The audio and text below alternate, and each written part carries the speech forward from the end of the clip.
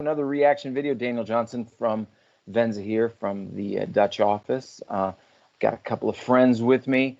Certainly Sean Shields from the Atlanta office running the show. Thank you, Sean, waving to us. We've got two gentlemen that have been given the opportunity to give their raw reaction in the past. They've signed up for another round of fun. So I'll let them introduce themselves. Why don't we start with you, Sam?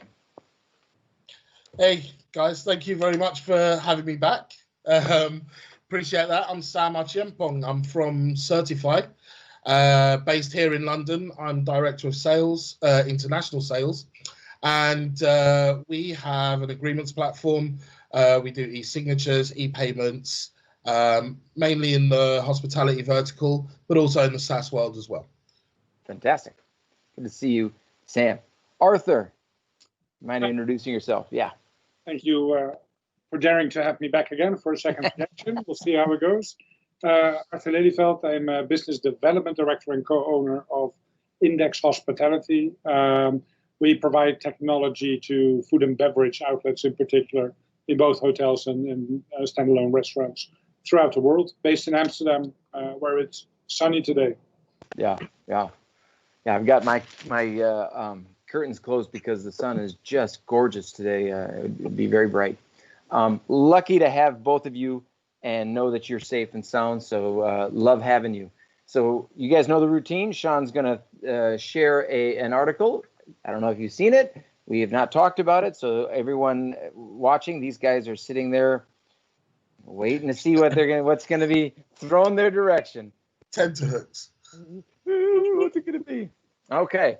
So it's a go-to site for us if you are a regular visitor of Skift, something that we often reference on these reaction videos. This article, boutique hotels push back on major chains' brand conversion tactics. So this crisis is, I'm sure I don't have to tell you guys, this crisis is kind of set into motion a lot of different activity. Principally, the notion of perhaps smaller independents, boutiques, and the concern around acquisition from big brands. Obviously, some smaller organizations may not be as cash rich to be able to weather the crisis, and so they can become vulnerable. So my question to you guys, not necessarily the how the boutiques are responding. My question to you is, do you think that is an inevitable outcome, that there will be a lot of independents and boutique hotels that will become branded to the big brands?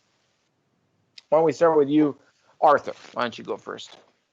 Yeah, good question, to be honest. Haven't crossed my mind yet whether the influence would be that they would become part of a corporate brand faster now with the given time. So I guess my first gut instinct says I hope not. But it seems kind of inevitable that some, for monetary reasons, will have to do that if that becomes a choice between going out of business or staying alive and then hopefully maintain your brand awareness as your little boutique themselves whilst you're being part of something bigger. But inevitable would be my first reaction. Yeah. Unfortunately. Yeah. Sam, what do you think?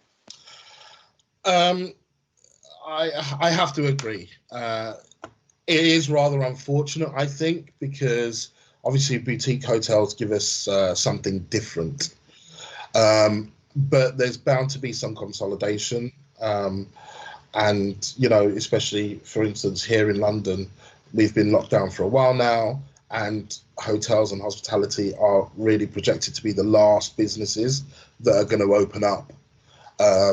And, it's taken its toll, and I speak to people in the industry, and they're hurting. Hotels are hurting. So the smaller ones that don't have, the capital behind them, and are not cash rich, will probably end up, being swallowed, should we say. Yeah, the vulnerable. There's an interesting line from our message from the forum with the forum and task forces to make sure that we don't lose our soul in this and become a generic thing with a good paint job. It does feel kind of inevitable, but then again, a lot of the push by a lot of the brands has been to be able to explore these boutique feelings. So, maybe there will be an enlightened middle way.